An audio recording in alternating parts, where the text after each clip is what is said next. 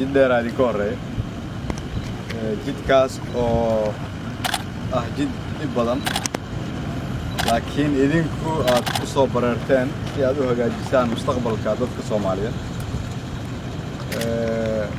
waxaad furaysaan naftiina maskaxdiina wiilal idinkoo kala ay gabdhaha idinka horeeya oo shaqo aad u weyn qabtay meel wanaagsan soo gaarsiiyay ciidanka xoogga dalka Soomaaliyeed waxa soo laabatay sharaftii uu lahaa magacii uu lahaan jiray qiimihii uu lahaan jiray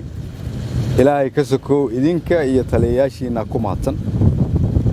waxaad xaq u leedihiin in la idinka warqabo la sii hagaajiyo xuquuqdiina waana yeeli doonaa hadii ilaahay yiraahdo waxaan idinkaga mahad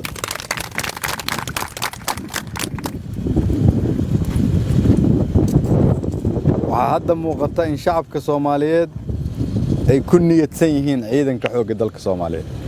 inay aamin ku qabaan inay cadawga ka adkaateen inay aaminsan yihiin in dib soo dhamaanayo inay isbedeleen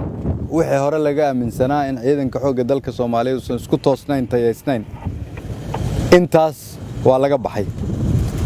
waqtiga yaro haray marka oo ka haray shaqada ay wadaan inta ka soo afjaraysaan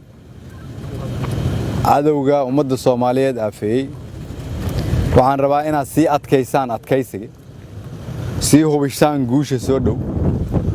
waxaan idinku soo salaami doonaa aniga iyo madaxweynahaba meesha aad u socotaan waa idin maxad celinayaa waa idin duceynayaa ilaahay idin samata geeyo ilaahay ha idin guuleeyo waa mahadsantiin Soomaaliya ha noolaato Soomaaliya ha noolaato Soomaaliya ha noolaato xoogga dalka Soomaaliyeed